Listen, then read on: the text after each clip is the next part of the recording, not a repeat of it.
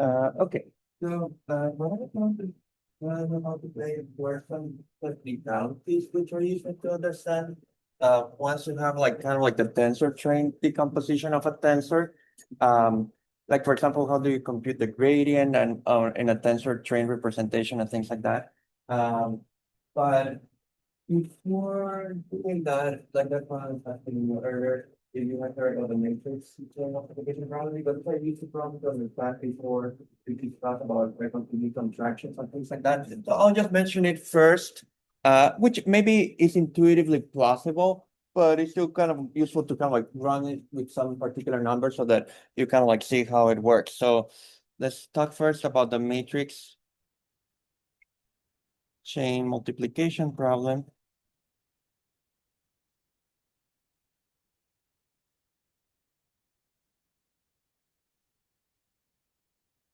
Okay, so imagine like I gave you three matrices, like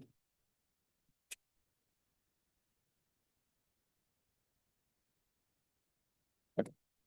And you have three matrices which are just very one to multiply, right? So if you remember, you know, from linear algebra, to multiply them, the matrix multiplication is associative, which means that you could multiply A and B first, right? And whatever you get, you multiply with C, or you could multiply B and C first, and then whatever you get, you multiply with A, but A on the left side, right? So here, the only thing that I'm doing is like kind of like moving the parentheses around, right? I'm not changing the order in which the matrices appear because you are not allowed to change the order of the matrix product, but you are allowed to kind of like move the parentheses around, right? And like, again, it's like theoretically this is the same, right? It doesn't mean that it is equally easy to do it in either or our order. So depending on matrix sizes, actually one is more like an expensive operation to do than the other, right? So for example, just to give some concrete numbers, let's say that this is going to be, let's say that the first matrix is 10 times 20. Okay. The second matrix is 20 times 5. And the last matrix is 5 times 15. Okay, so those are the sizes of the matrices, and they match in the way that they're supposed to, so that the multiplication can be carried out. Okay, so let's say that you wanted to do the first option where you do AE, and then when you get it multiplied with C. Okay.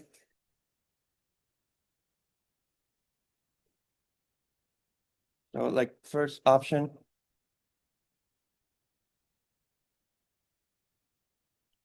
it should be like A times B times C. Okay, so first, like, let's just focus on, like, for example, how many, order. Well, if you switch the order in which they appear, but if you read this is always A, B, C, A, B, C. The only thing that you're doing differently is like how you are pairing them, right? Okay. But it's not that I'm like it would matter if, like, for example, I move the B somewhere else, right? And in that case, you cannot even do it because of the sizes wouldn't match, right? But that's different from like just moving the parentheses around, you know. Parentheses can be moved with matrix multiplication. I'll kind of like do it. I mean, like I was going to wait until doing it like in a moment, but I might as well do it like with the diagram notation. So if you do it with the diagram notation, what I'm saying is that um, you had a matrix A, right, which is being contracted with the matrix B, right? Each is supposed to have two legs, right? Because they're all matrices, right? So the only thing I'm saying is that you can choose to merge A and B first, like, to contract this, you can either merge A and B first or merge B and C first. Like those are like the two possibilities. So the first one kind of like corresponds to kind of like having done A, B with C. Okay, that's what the first option corresponds to.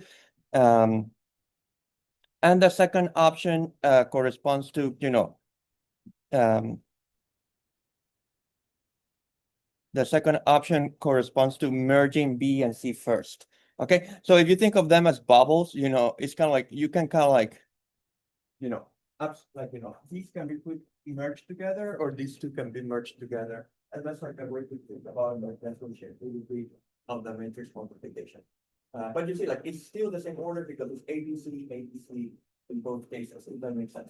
But actually, this like maybe if I draw it this way, it makes more sense why that's related to the tensor stuff. Because what that means, what I'm trying to say is that how you merge, there are ways to merge these that may be more efficient than others. That's like the only thing that I'm trying to convey here. So like,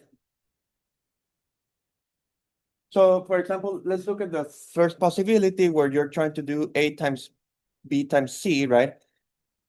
So let's just focus first on AB. So how many, like if you think about, let's just think about operations being like, how many multiplications you need to compute A times B. So how many products or many multiplications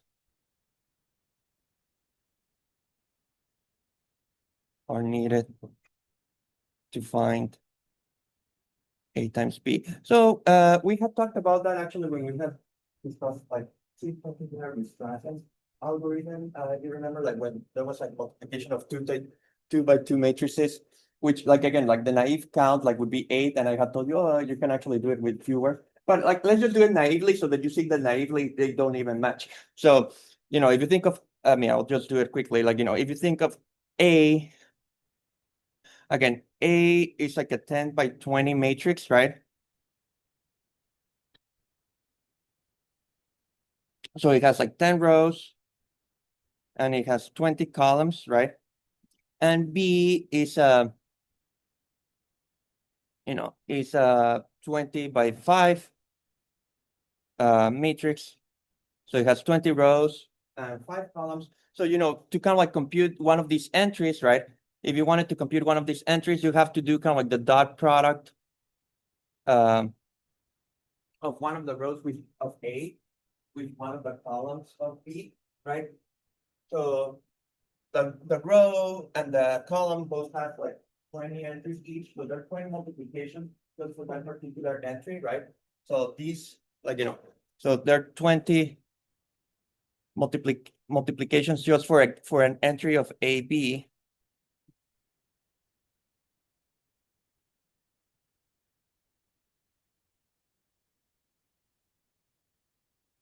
Right? So a given entry of A times B is going to require 20 multiplications, but what is the size of A times B? A times B is going to be 10 times 5, right?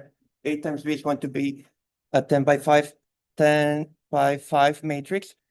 So again, naively, you would need 20 times 10 times 5, right? So you would need, what is 20 times 5? Like there's 1,000, right? So you would need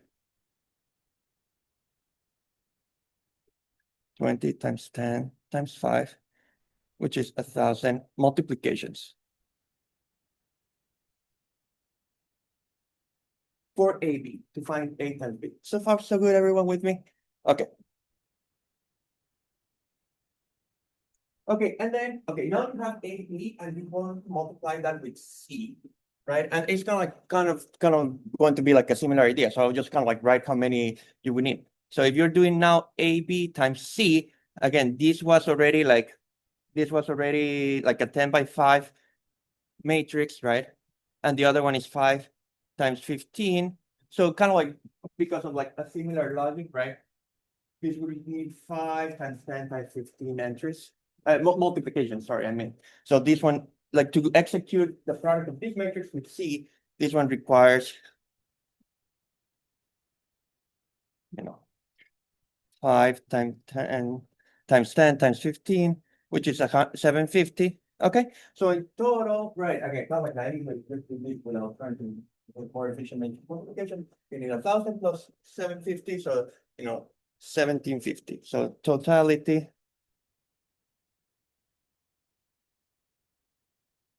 you need.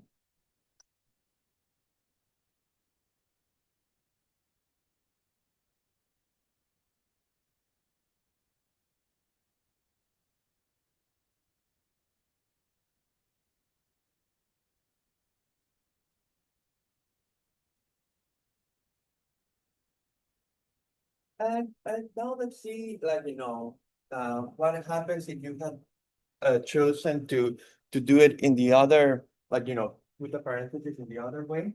Okay.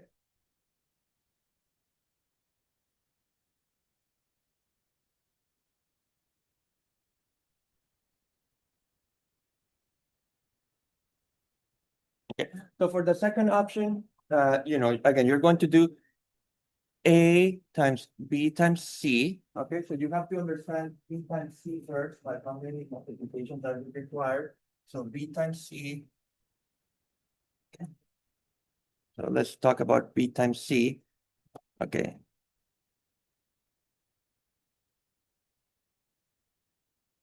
So again, B was 20 times 5,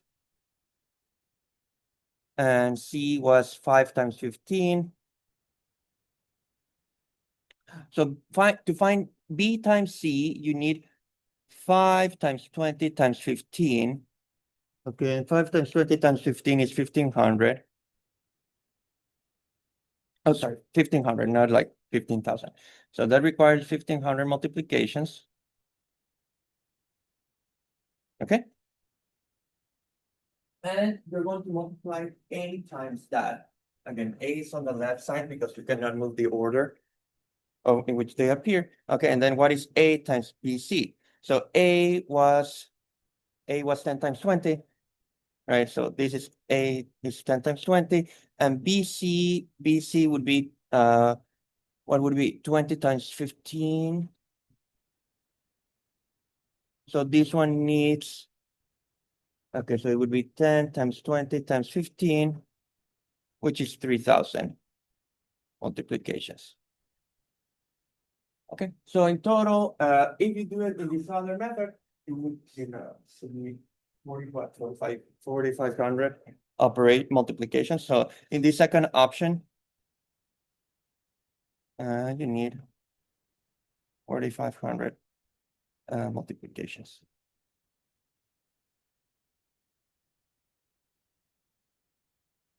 Yeah. I have like two or three algorithms come to mind, but I don't know if it's mathematically correct, but it seems to me that you want to decompose the matrices that eliminate like the maximum column or row size first. So you have less and less. So there, let's see, there. So like if you get rid of if 20, for example, is the highest row slash column size, then you decompose the two matrices that get rid of the 20. So I think that might be when it's like three. I mean, there. Okay, this is like a very classic problem. There are like, and it's I think with dynamic programming where like you kind of like going to what probably is the best way. I think for when you take a chain with n like and matrices, there's like a very elegant solution. I don't know if it's up. Like, I don't remember like the big, but yeah, like that sounds plausible to me, but I would have to be, we would have to be. I don't want to kind of like say ahead of time, like whether it wants to have like 4 or 5 or 10 matrices, because like you have to look at all the possible interactions. But yeah, the easier way to kind of like solve this systematically, and it's and there's like a very clever solution. If you kind of like just Google the matrix chain problem, which like associates kind of like a simplex or like kind of like a graph to analyze all the possible contractions. I mean, let's call them contractions because that's kind of like what we are kind of like doing from this perspective with the tensors. Like all the different ways that you could do like these contractions, and then like but it may be related to what you're saying, but I think I don't want to balance this. I was just thinking because once you contract them, Right. you cannot multiply it by that large number. So Right. like two here. But if you choose not to contract, then you might be multiplied by that maximum number more than once. Yes. No, like that sounds okay to me, but I do feel my sense when I have read about it, like which I kind of like read very superficially, like it is a bit can become a bit more subtle, but in just the way you're thinking about it. Yeah, like but I mean I think that's kind of like a right intuition, but like like the devil's in the details of this, as they say, But I'm just bringing this example because I mean Like, actually, I feel bad, like, I never, never gave this money when you're out there, but, but like, it is a cool problem because it just shows you that even something as basic as paper multiplication, like, these are small numbers. You can obviously imagine like playing with the numbers, so like, there is like a bigger gap between the order of multiplication that you would take. And it's still kind of like useful. Again, it's kind of like this difference that, in theory, like, that both methods of contracting give you the same answer, but there's like a difference between the theory and the practice where, you know, here in practice, like, not all contractions are as efficient as others, right? So I wanted to kind of like give you an example with the tensor trains so that you would also see that there's something similar when you have a tensor train decomposition. You shouldn't just contract like crazy. But there, like the problem is entry hard, like for whatever that means, like determining like the correct contraction, like no, like the tensor one. Like if you have like a tensor train, like when you have tensor networks, how you should contract most efficiently, like in general, there's like an empty hard problem. Like, like most tensor network problems are NP hard actually. But that doesn't mean that in practice there are algorithms that for practical purposes are efficient. Like there's like, that's like, that you just happen to stumble across situations where like, you can still do them efficient. But yeah, like I was just going to show you like a very simple example so that you see kind of like two different contraction schemes and how they differ, like just so that you have like an idea just to develop some intuition and all those things. Okay, so let me just do it with a and this also will be useful for some other thing that I'll say later. So now let's go back to the tensor trains decomposition. So back.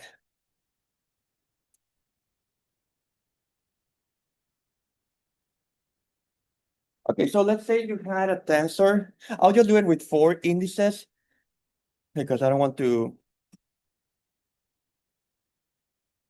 um, kind of like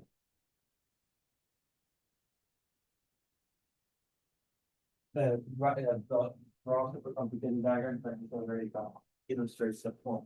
So what the tensor train decomposition does, right, is that you kind of like break it this way.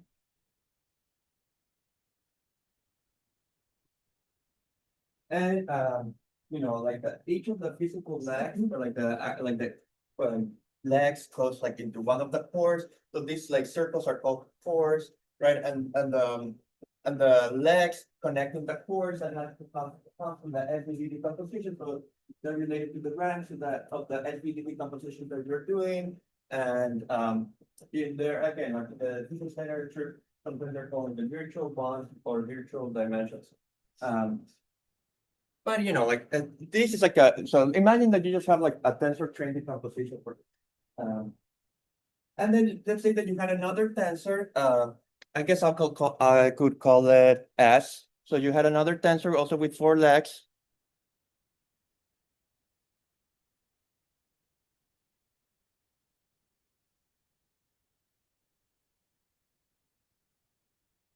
And you do like a similar tensor train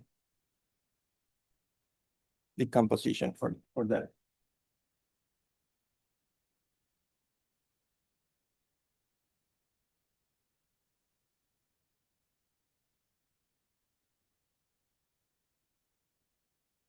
Also, I don't know if you remember, but there, like, we had talked about how to take like an inner product or a dot product into matrices of tensors, which is just literally in the diagram perspective, just connecting the legs.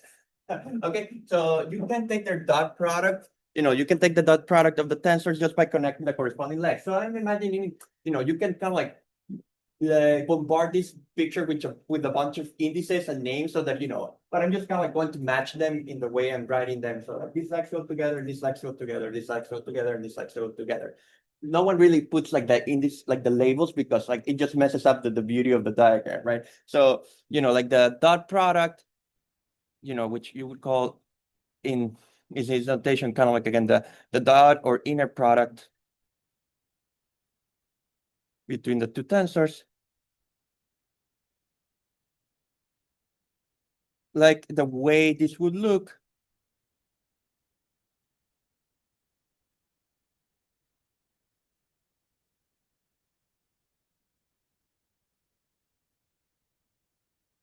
kind of looks like this. And you see there are no free legs, right? There are no free legs. So that is usually a scalar is enough, right? All the legs have been contracted.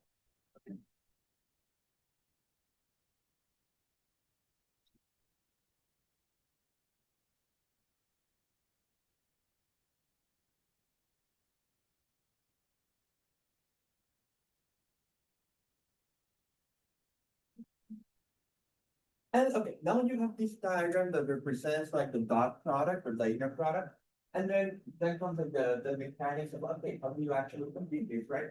So you have choices of how you want to start like merging the bubbles, right? Like how do you start doing the contractions? So now like, I'll show you two options so that you can kind of like just see like where the difference is. So kind of like one option is like for example, that you start like merging like first like all the ones on the like which are at the top. So I'll kind of like show you like one possibility for contracting.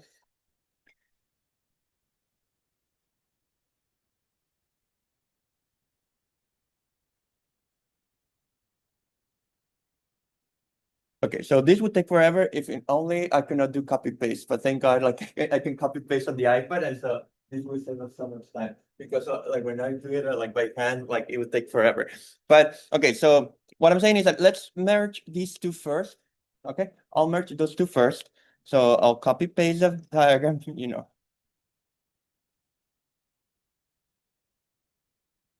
So now this like you can kind of like make it as a bubble. Yeah, let's see. So let me erase like okay.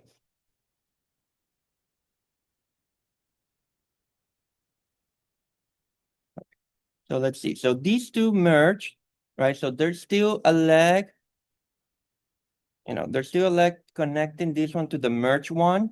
This one disappeared. There's still supposed to be a leg connecting this one to the merge one. And then there's this leg here. So now that's what the merge, like the first merging looks like. Okay.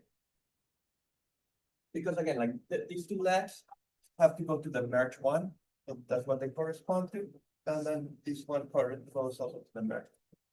Good, you can choose to either merge horizontally or choose to merge vertically. Right. And I want to show you like that there's like an actual difference in the complex, you know, like in the efficiency. Oh, Like Yeah. there are different things, right? Like Yeah. or like a zigzagging thing. Yeah. Like that's the point, right? Like that's why you can maybe see why the problem can be very computationally hard. Like if you had a more complex graphs, like you know, again, like I'm just doing the basics of like the tensor networks. The tensor train is kind of like the easiest tensor network type decomposition, but there are others, you know, there are other tensor network decompositions which like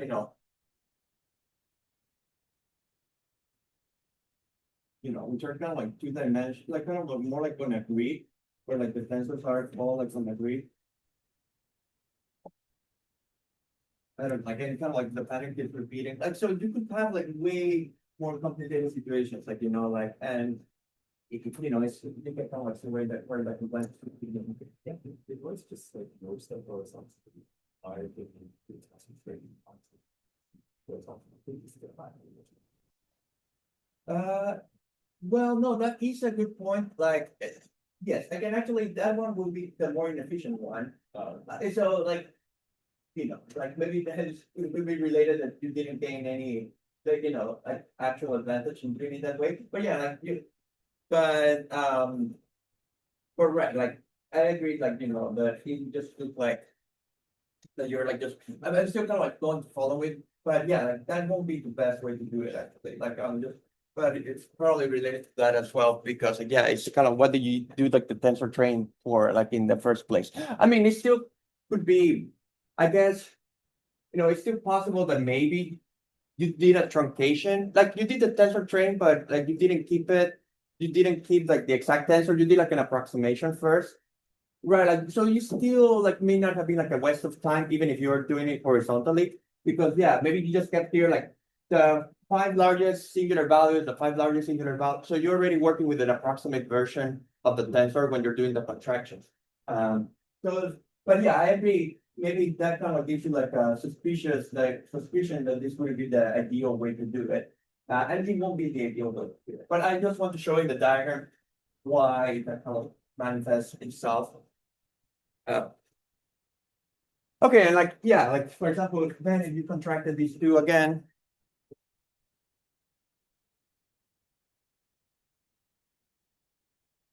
Okay, now you contract again these two. Yeah, like this is way easier to do like yeah on the iPad. It's kind of just to appreciate it. Like I'm just going to make a big bubble. Boop. Okay.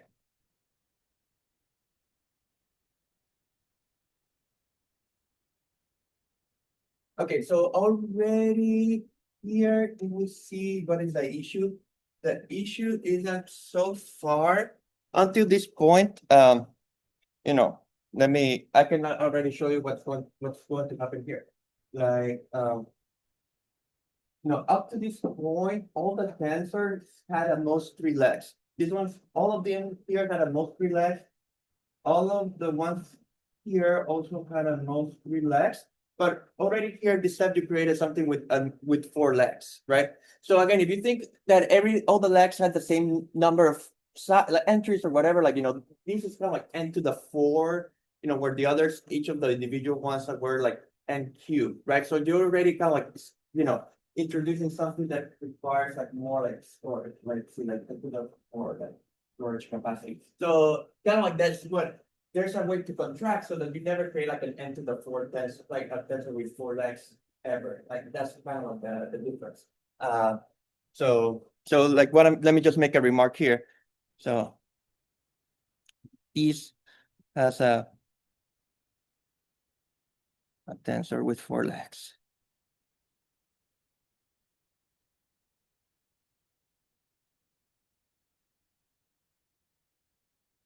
Okay, and then well, like I'll just finish it again. It doesn't take too much time since I can just copy paste them, thankfully. But like then you merge these two.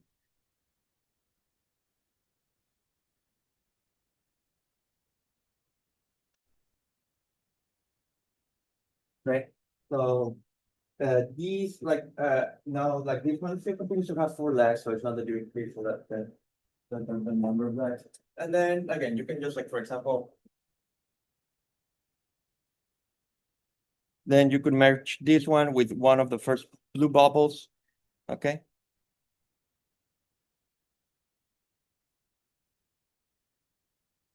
Oh my god, yeah, this is so much easier this way.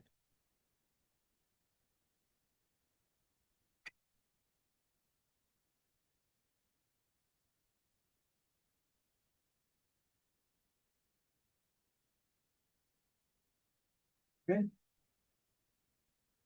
So still 1, 2, 3, 4, right? So this one still has the four things.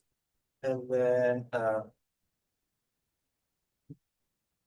then you can merge the pink one with the blue, with this blue one. Okay.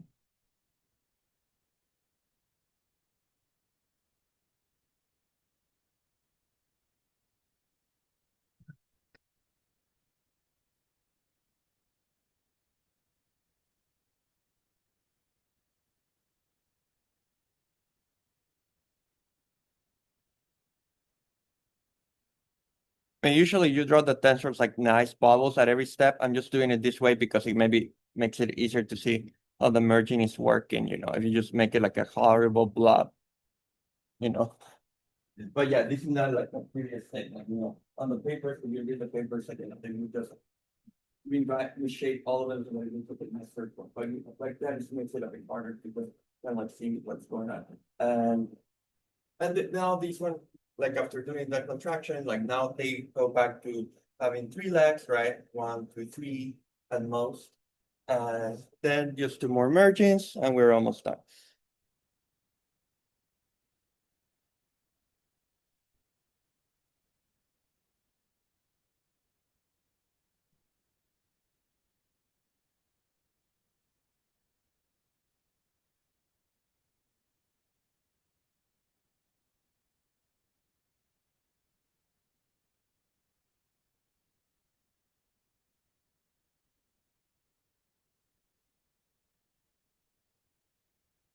And the last one, and then that's going to be like like, no more legs, and that's like a genuine,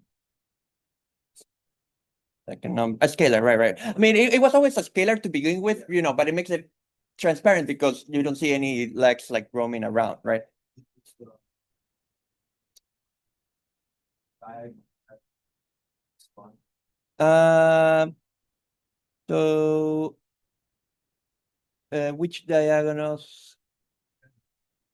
So like they like you mean like how would you actually perform the contraction, you mean, or No, no, oh, okay. But right, like remember, like the contraction is kind of like, if you had given names to the legs, right? Like this Yeah. is like the index I, and this is the index Yeah. I, so you sum over the odds, Yeah. which is not necessarily a diagonal because of like where the I, because because first, like they don't have to be mixed like matrices, right? So like like the Like the diagonal, trace, that's nice. the trace, right, like the traces. Yeah, they're kind of like partial traces in a sense.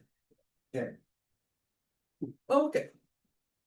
The entire point of like showing you the contraction this way is so that you would see that, like, along the way, if you kind of like just contract this in this kind of like horizontal way first, you do create, like, you started with tensors all with 3 legs, but in the process you created tensors with more legs, like with 4 legs, for example, in this case. But there's a way to kind of like with the contraction, so that like the number of, that doesn't happen. You always keep them under control. I'll just kind of like show you a possibility. I'm sure like there are others, but this is kind of more like I think they have like different names for them, but more like a zigzag thing. So let me just look at my notes so that I'm sure like I don't make any stupid thing. Mhm.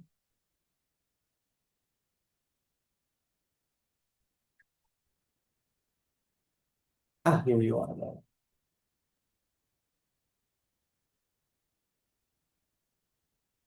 Okay, so here's another a different way.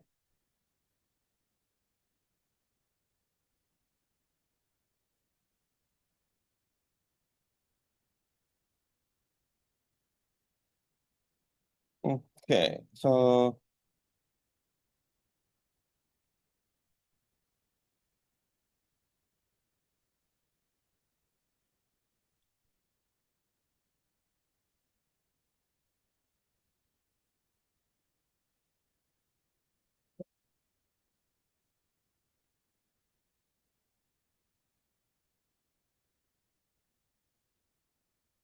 okay. Like the idea, like of doing the different ways to alternate between going up, down, up, down, up, down, instead of just all horizontal first. So kind of like more like vertical, horizontal, vertical, horizontal. So yeah, let's see if I did this correctly. So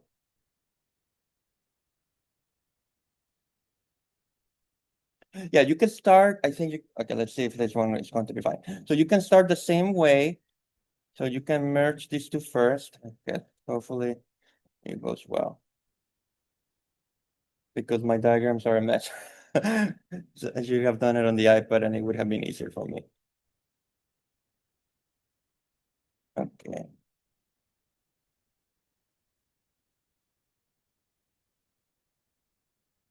So I merged those two, and yeah, they still have each of them have 3 legs at the most, which is what I want to make sure of. Okay, but right, in the next step, before what I was doing, it was merging. Then I'll just merge the block with the blue one, for example. So now you merge with the blue one.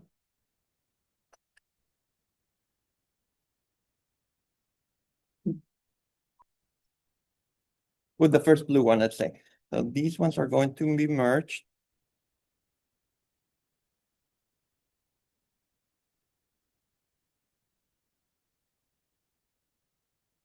And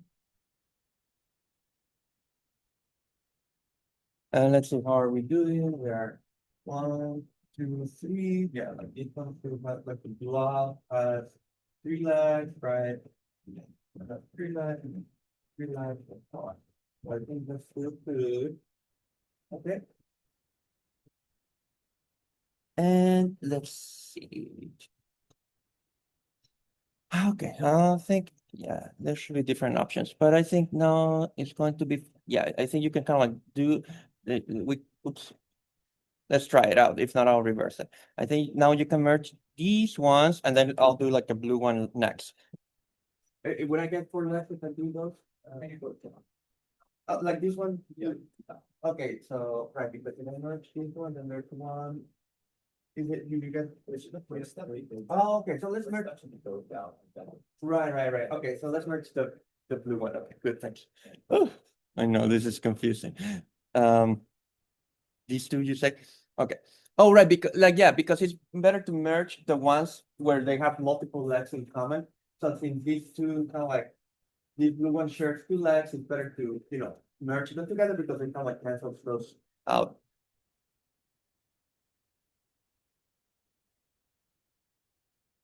It's kind of like fun, but like you can kind of like see even like this like a very simple, you know, it's not like a crazy diagram, but it's already like a subtle one, like you have to kind of like think carefully what you're trying to do.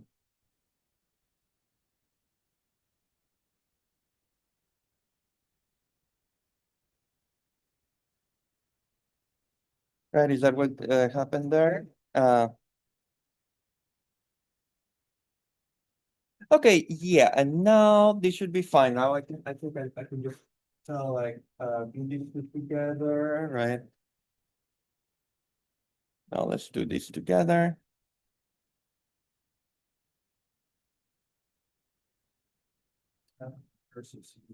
Yeah, it's kind of like a zigzagging thing. Yeah.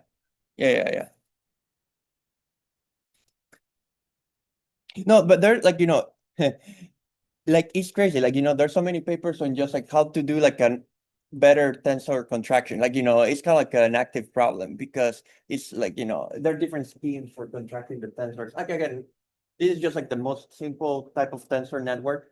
So you can imagine it like the tensors have different geometries and, it's even harder. So like, yeah, people like, like, but recent papers on the archive, if you go to the archive, like you'll find like a bunch of papers on how to contract tensors more efficiently.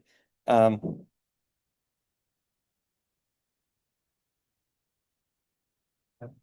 Found that there's a predicted pattern, or is it more like setup?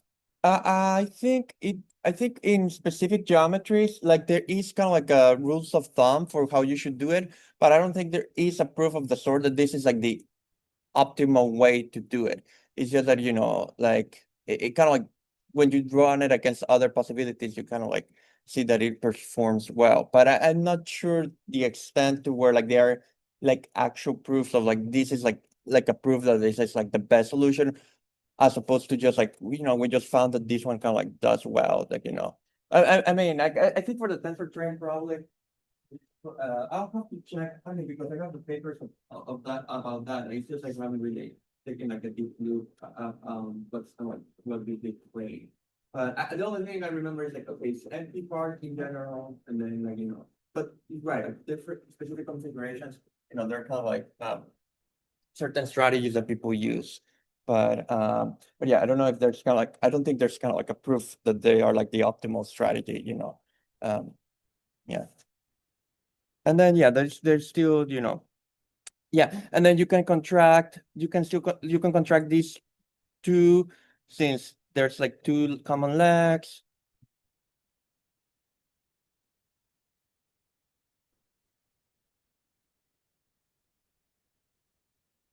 Okay.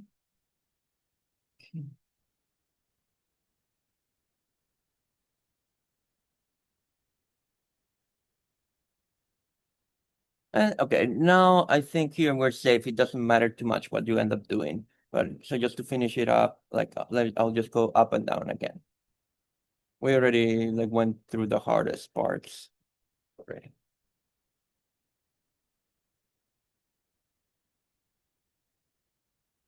Right? And then you contract these two last ones and then you get to the same block. Okay, so this hopefully kind of like, you know, it's kind of like those sort of points which are worth like discussing, like, because like if you're thinking about like, oh, how do you this actually is implemented in practice, right? Like this is the type of thing that precisely like makes a difference like in algorithmic design, right? Like where you have to ask about those types of things, like how much code operations, like, are all So it's like a good example just now to see it play out. Because if you kind of like look at this method, like you never created like a tensor with relax, more than relax. So it's kind of like you kept the order of the tensors like lower, which is kind of like, again, would make you think that, it's like a better compression scheme. So here, like, you, the order of the tensors never exceeded 3.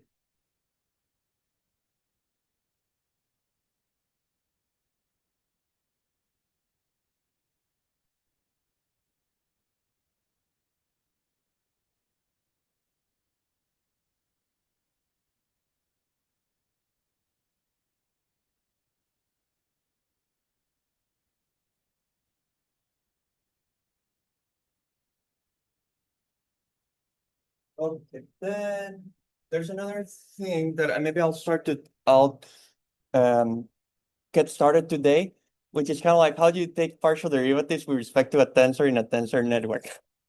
Which is like I'll just throw the diagram first because it's super cool, and then I'll explain like I mean, it's kind of like it really, if you were not persuaded about the tensor notation, like the diagrammatic notation, it kind of like makes you like even appreciate it more because it just looks so clever if you write it this way. So, but I don't know. I don't think I'll have time to go over all of the details today, but at least I'll kind of like show you what this is supposed to look like. So.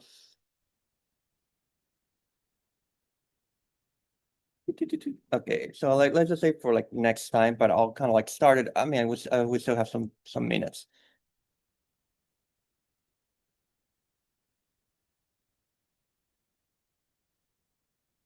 Be like gradient descent. Well, something like that you would use them for doing like a gradient descent, right? Because for a gradient you need the partial derivatives, right? So yes, yeah. I will get to that in a right. Like there's kind of like a gradient descent that you can do like on the tensor, like so. All that but yeah, like what I'm saying is like for example, just to kind of like emphasize this. I mean, because yeah, I just like this a lot when like kind of like how it looks like. So imagine that you had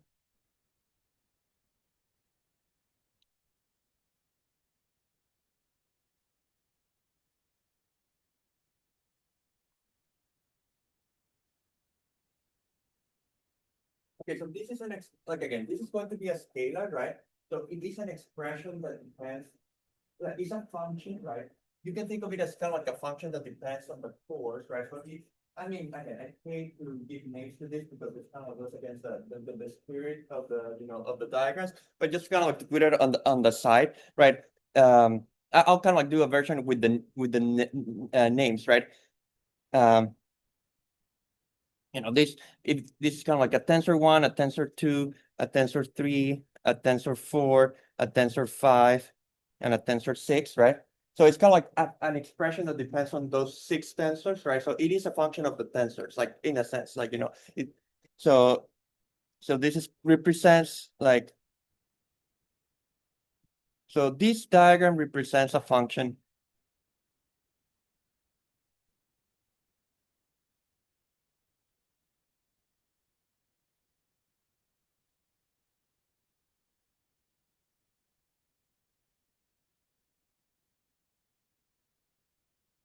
Okay.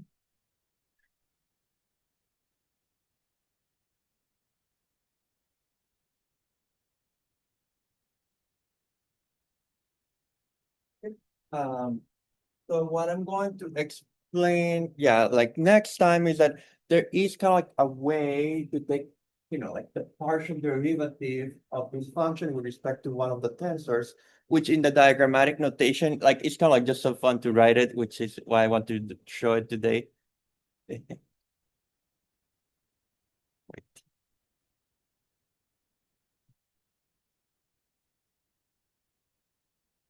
Okay, so the partial derivative with respect to the green tensor of the network. I mean, I know I just like it so much.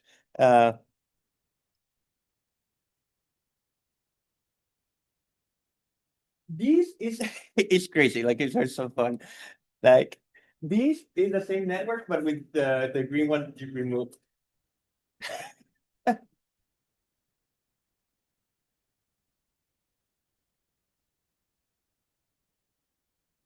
It's going to give you this, which like should look very mysterious, but I'll explain why that's what work on that next time. Then it becomes scalar, sounds like. And that's right. Order three tensors. Right. And that makes sense because if you look at it like, but it's the same with the take partial derivative. That's like, we take that we had a scalar function, right? But the gradient is a vector, right? So the gradient increases, it stops being a number, a scalar, right? It becomes a vector.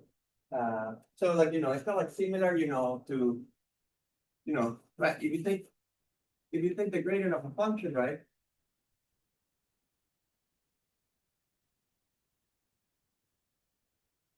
You started with a scalar, but you produce a vector, right? So it's kind of like similar here, where like you started with a scalar, but you produce a tensor now. Like you can more or less in the same direction now as LED. So you can call it a gradient descent, like yeah. Of course, I'm giving some details out because I'm right now going for the like spectacular aspect of it, but we'll make it concrete next time so that it come up. It's more simple than this. So the usual way that it is essentially the function ethically seen as like a vector being divided into a number vector, having it to the product. And then the gradient is just taking away one of the dimension out the other. Well, like the way that the gradient, like if you like, I don't know if this is what you have in mind, like when there was like this thing about the directional derivative, where like the derivative of the function in the direction of a vector was the dot product between the gradient and the direction vector. So that is where the dot product shows up that you are talking about, right? Or what did you say about the dot product? If it'd be just like on the what you just said. Like any function f must be an inner product between two vectors. Oh, I And then mean, gradient is just the functions, but like with not the not one vector. well, okay, let me actually say a bit better what I'm trying to explain here, and I'll explain why this works this way. So if the tensor, right, like the tensor, like the green one is like the one in this diagram. Okay, so the green tensor is the one in this diagram that I called tensor 5, right? So you had a function, like, so what I was saying is that, you had a function that depends on the, a tensor on 6 tensors, right? But what does it mean to depend on 6 tensors? It means that you depend on all the entries on the 6 tensors, right? So each tensor has the computation. Okay, this is like going to be a mess of notation, but what I mean is like, if you think that the entries, okay, let's like, the how many legs does each one have? Okay, so tensor one has two, so it's 1, 3, 4, and 6 have only 2 and 5 have 3 entries, right? Okay. Whew. Okay, so be ready for a bunch of indices. So tensor 1 has had 2 entries, right? So let's say that the entries were like A, I, J, right? Tensor 2 had 3 entries, which I'll call B, K, L, M. Tensor 3 had 2 entries, right? Which I'll call C, N. What comes after the N in the alphabet? O. Oh my God. And then PQ, right? So tensor 4 had like, had like 2 entries as well. So D, PQ, right? Tensor 5 had 3 entries, right? Like that's a green one. So since it's a green one, I will so let's say PQRST, right? And tensor 6 had 2 entries again, right? And so let's call them what? UV or whatever. Okay, so saying that this is a function of the tensors is just like saying that it is a function of all the entries of all the tensors, right? So you could take a partial derivative with respect to each of the entries of the green tensor, right? So really what I'm talking about, I mean, I'm not going to write all the notation here, but basically what I'm trying to say is that you could find the derivative of the function with respect, for example, to the, to the entry E of RSP of the tensor, right? But because that depends on three entries, it can be reassembled into an order three tensor. Yeah.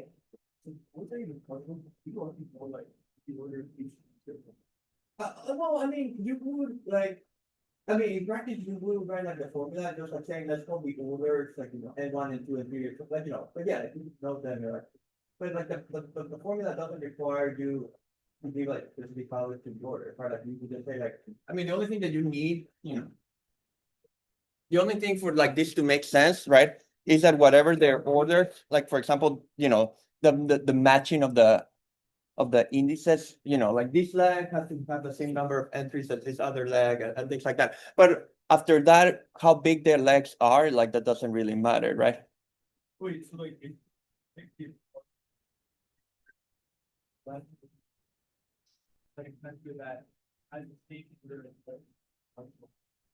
Well, so what I'm saying is that like I know, you know, this is like what I'm writing right now is kind of like analogous to writing like the derivative of f with respect to x or something of that sort, right? And so if you just look at like that, right, then that is like just like a new function, right? Like that's something that's just going to depend on like all like it's going to be a scalar. That's what I'm trying to say. But you can, whatever the scalar is, you can think of it as being the entry, RST of a new tensor, which is like this, like partial, like gradient with respect to the tensor 5. That's kind of like the idea. So this is going to be the entry. What I'm trying to say is that this is going to be like the entry RST of a tensor, and the tensor is what I denoted, kind of like in a fun way, like like this, and that's why it ends up having three legs. Well, it has to be like I wouldn't like we'll see. I mean, once I write down the formulas, you'll see how it actually looks like. So I wouldn't call it like the only components left. It's more like because like there were three legs, like the tensor had three legs. There were kind of like three indices along which you could take the partial derivatives, and that's why the derivatives, the partial derivatives can be assembled into an order 3 tensor. That's kind of like the idea. Yeah, I mean, it kind of makes sense. What's kind of like fun is to just kind of like go to the mechanics of it to see that the tensor corresponds literally to what you get if you remove it.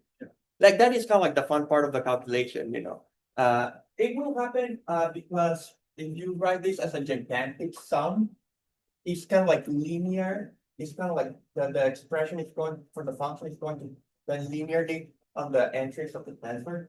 There's going to be kind of like take the very, it's kind of like again, I'll explain this like next time, but like like the analog of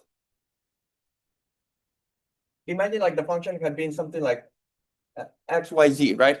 This is linear in x, y, and z, like one at a time, right? Like if you just fix yourself on one of the variables, this is kind of like linear in one of them. So if you kind of like do the derivative with respect to one of the variables, right? The variable disappears in a sense. So it's kind of like the elimination of the variable. And that's kind of what this is kind of like conveying that the tensor, when you take the partial derivative, disappeared. So that's kind of like why it ends up working it works for the same reasons that, but you also have to look at the quadratic case, because when you do, kind of like minimizing the norm squared, you have also quadratic terms. So you also have to look at what like for example, like again, I'll mention this like better next time, but and maybe I should write the answer. But you could also have like a situation like this also like next time.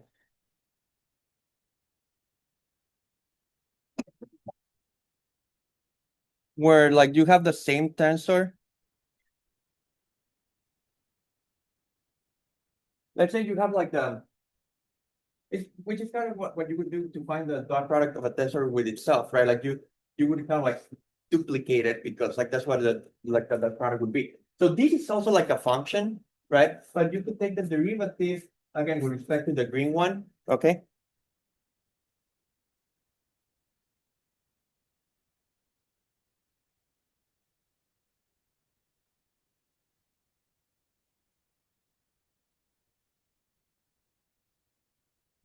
Oopsie.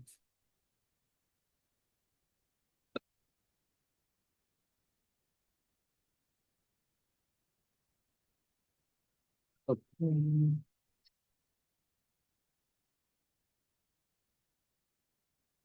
The idea is that because all the same tensor is repeated twice in the network, it's kind of more like quadratic, that the way the function depends on this, like the answers of these tensors is kind of like quadratic because the tensors, like the answers are being multiplied amongst themselves.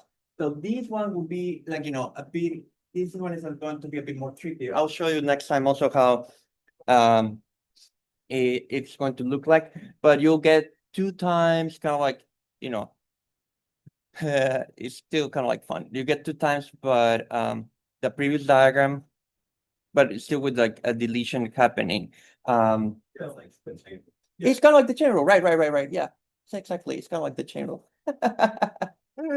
But okay, and that is useful because again, I'll mention this next time. But the idea is like one way to you may want to find like a tensor low rank that's close to a given tensor, and then you have to kind of like have like a minimum least worst problem, and that's What decides whether it be top, or the top? oh no, like that would be kind of like that is like that doesn't make too much of a difference, like because like it's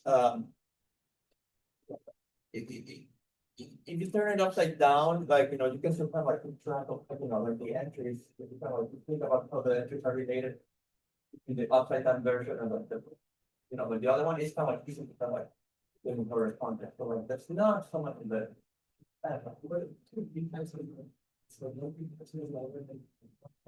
okay, so that one, like, there's some interesting. Okay, so that I would have to work it out because, but yeah, it may do different, right? Like, and yes, and this is how we start asking all these questions about it, which are kind of like fun, right? Like, so why did we kind of like place it into presentation? But what I was going to say is that this is going to be related to, kind of like a least worst problem because one way to, no, one way to simplify the tensor would be like, okay, I want to find kind of like a tensor of low rank. By rank, I just mean that the virtual bonds have like low rank, like, which is close to the original one. And then you have to complete like a distance squared and you're trying to minimize that. So it will be related to kind of like what you would do like least squares. But I will show you all those things like next time because they're kind of like fun to understand. And that's actually related to like gradient descent and other things, how it looks like from this perspective. Like gradient descent and how this is very important. So like it's easy to understand how it looks like from the diagrammatic perspective. So yeah, but let's finish here because like just getting started on that would take too much time.